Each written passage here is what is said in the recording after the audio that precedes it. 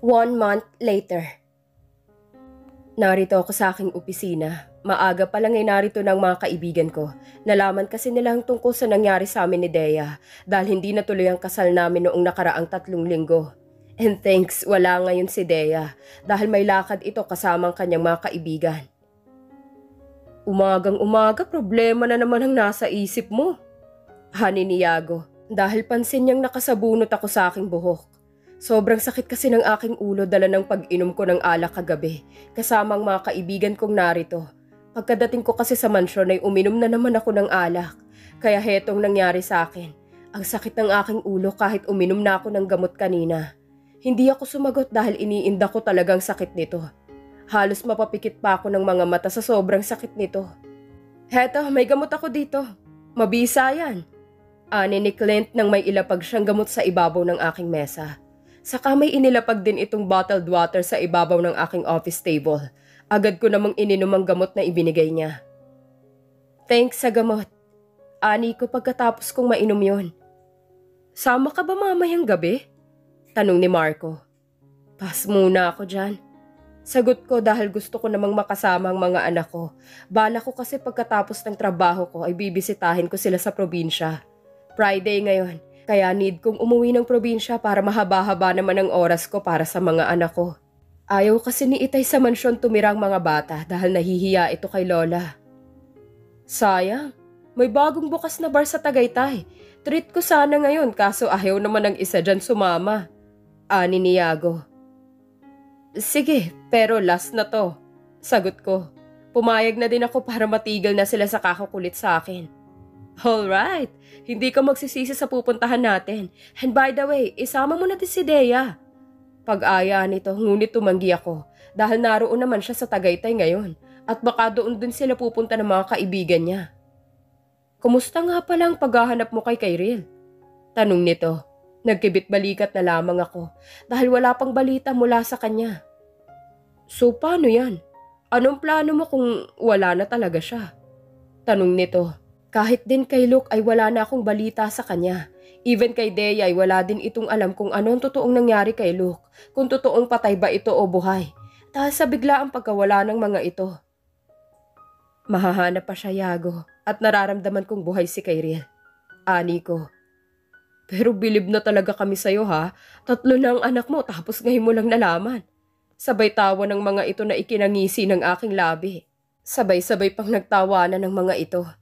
Mga gago, mura ko sa kanila. Totoo naman ang mga sinabi nila. At least, sa kanya ko lang naiputok. Lihim na lang akong napapangiti dahil sa kaisipang yun. Naalala ko talaga nung nagsasama pa kaming dalawa. She's turning 25 at that time. At ako naman ay 20 na nung first na may mangyari sa amin. Siyempre, saan pa sila bibilib kundi sa akin lang at kambal pa ang aking mga panganay. Don't worry dude, tutulong na din kami sa paghahanap kay Manang. Sana mahanap mo na siya kasi hindi mo na siya matitikman pa kung matanda na yun. Sabay tawa pa ng mga ito. Mga buwisit talaga kayo. Wala na talaga kayong alam na pwede mapag-usapan. Naiinis na ahani ko. Pero kapag nahanap ko na siya, papakasalan ko siya agad. Gusto ka lang naman namin tulungan para sumaya dude dahil walang magpapaligaya sa'yo sa tuwing gabi kasi itong si Marco. Lagi ding busted kay Manang Kate. Ani ni Clint. Shit ka, Clint. Dinamay mo pa ako sa kalokohan mo. Ganun ka din naman. Halos 8 years nga ang age gap nyo ni Lucinda. Sumbat nito. Teka nga muna. Ano ba meron sa ganyang edad at mas gustong-gusto nyo sa mas ahead sa inyo? Nagtatakang tanong ni Yago. Nagkatinginan kaming 3. Subukan mo para pare-pareho tayo at para malaman mo kung anong sagot. Diretsahang sagot ni Clint. Napangiwi na lang ako sa sagutan ng mga ito. Naku, kapag si Yago baka lola nang hanapin yan. Sabay halakhak ng dalawa. Kalokohan mo, Marco. So let's go na. At nang makahanap na rin ako ng Manang dyan sa tabi-tabi. Pag-aya ni Yago.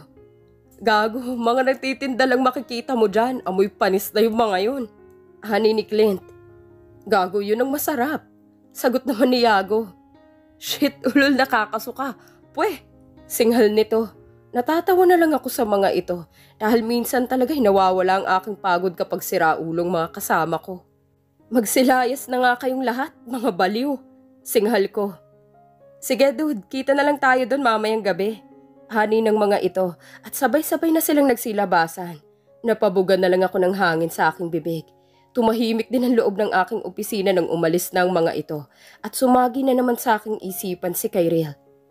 Almost 2 months ko na din itong pinapahanap at wala pang tawag mula sa mga inutusan ko kung may pag-asa pa bang mahanap pa nila ito. Inabala ko na lang ang aking sarili sa mga paperworks na aking pipirmahan. After many hours ay natapos ko na din ang mga ito. Napatingin na lang ako sa aking CP nang mag-vibrate ito. Si Ken ang tumatawag kaya excited akong sagutin ang tawag niya. Yes, Ken. How's your work? Bungad na tanong ko. Sir, negative pa din po. Sagot niya. Bigla akong nakaramdam ng panglalambot at panghihina ng aking katawan. Wala pa ba kayong balita sa kanya? Galit na ani ko sa kausap ko sa kabilang linya. Halos 1,000 na investigador nang nautusan ko sa paghahanap sa kanya. Pero hanggang ngayon ay wala pa din akong balita sa kanya. Shit, para kung hindi mapakali sa bawat araw-araw na nagtatrabaho ako, ay hindi ako makapag-focus sa ginagawa ko dahil si Kyril lang ang laman ng isip ko. Sir, pasensya na. Hinalughog na namin ang bawat lugar para mahanap siya. Kahit sa bundok at ilang mga isla ay sinuyod na namin. Pero wala talaga, sir. Sagot nito. Kaya inis na pinatay ko agad ang tawag niya. Nabadtrip ako agad kaya naisip ko na lang na maaga magpunta sa Tagaytay. Ang hirap pa naman maabutan ng traffic sa daan. Patungo na ako ngayon sa Tagaytay. Nakatanggap na lang ako ng mensahe mula sa aking mga kaibigan. Papunta na din ang mga ito. Lumipas ang 2 oras na biyahe. Saktong 7:00 ay narating ko din agad ang bagong bar. Nice! Hani ng mga babaeng nakasalubong ko pagkababa ko ng aking sasakyan. Papasok na kasing mga ito. Namataan ko din ang sasakyan ni Marco at pababa ng mga ito sa kani-kanilang mga sasakyan. Sabay-sabay na rin kaming 4 na pumasok sa loob. Sobrang dami ng tao at ang hirap makipagsiksikan. Grabe, ang daming tao. Mangha pa niyang ani habang patungo kami sa bakanting table. Nasa mismong harapan kami, itong si Marco talagang pasimuno eh. Hindi ko ba alam basta sumasama na lang ako sa kalokohan ng mga ito. Hi boys! Bati ng mga babaeng nakasuot ng bunny outfit with half mask sa muka nang may inilapag itong mamahaling alak sa table namin. Hindi ko nilingon ang mga ito. Subalit bigla na lang niya akong hinawakan sa aking balikat. Naningkit ang aking mga mata nang sulyapan ko siya. Hi! Bati niya sa akin. Hindi ko ito pinansin dahil wala ako sa mood ngayon. Umalis na lamang ito dahil wala siyang nakuhang sagot mula sa akin. Ang suplado mo naman, dude. Ani ni Clint. Pinasadahan ko siya ng masamang tingin. Ayoko lang kasi sa nilalapitan ako ng mga babae ngayon. Ganyan talagang mga gwapo. Sagot naman ni Yago na siyang nakakarami na sa alak. Ang gago mo! Bastos! Sigaw ng babaeng bunny na may maigsi ang buhok mula sa 3 table. Kahit malakas ang sounds dito sa loob ng bar, ay naririnig namin ang bawat sinasabi niya. Tila may kaguluhang nagaganap mula sa 3 table. Walang gustong umawat sa lalaking lasing na at binabastos na niyang babaeng bunny na may maigsi ang buhok. Lumapit na din ang kanilang manager para suwayin ang lalaking ng bastos. Ngunit pinagalitan lang siya at pinahiyapan niya ito. Hindi ko na napigilan ang sarili ko na hindi mangialam. Subalit agad na napatayo ako sa kinauupuan ko. Hey, Jeho! Where are you going? Tanong ni Clint. I'll go with her. She needs help. Ani ko. Kaya kaagad kong tinunto ng 3 table. Hindi pa naman ako lasing kaya alam kong ginagawa ko. Jeho, bumalik ka! Sigaw ng mga kaibigan ko. Ngunit hindi ako nakinig. Dahil diretso lang ako sa paglalakad. At agad na lumapit sa babaeng bunny na pinagkakaisahan nila. Hey, what's going on here? Ani ko. Tumingin ang lahat sa akin dahil nakuha ko lahat ng kanilang atensyon. Umiiyak ng babaeng bunny dahil pinagalitan siya ng kanyang manager. Nakangisi lamang ang lalaking ng bastos sa kanya. And who are you? Ani ng lalaking ng bastos. Mga pulis kami. Nangunot ang aking noon ang sabihin niyo ni Marco. Nagulat pang mga tao dahil sa sinabi niya. What the heck?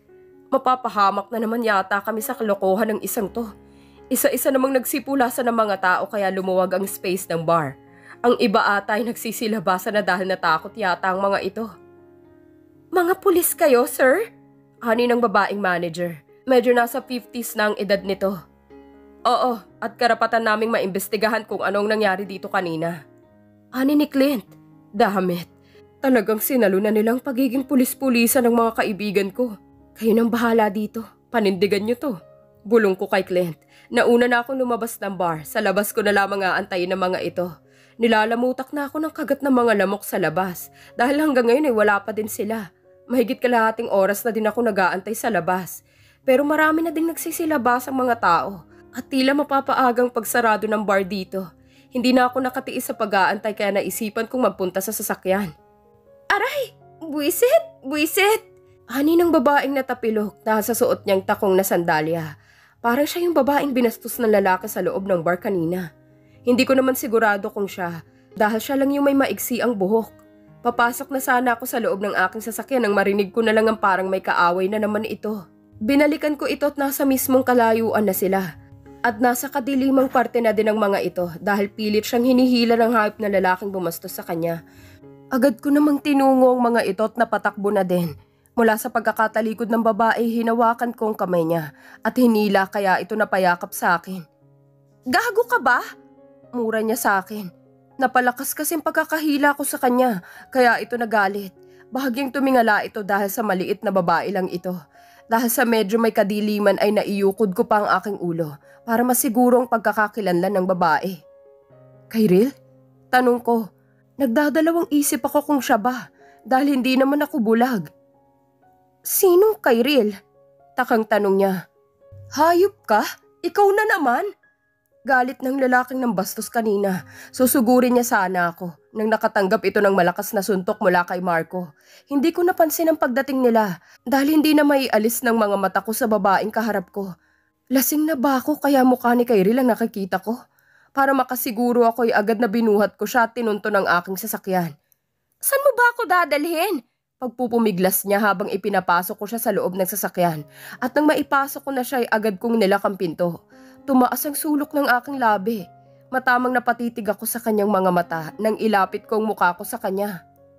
Iuuwi na kita, sweetheart. Malambing na ani ko sa kanya. Ano? Naikinagulat niya.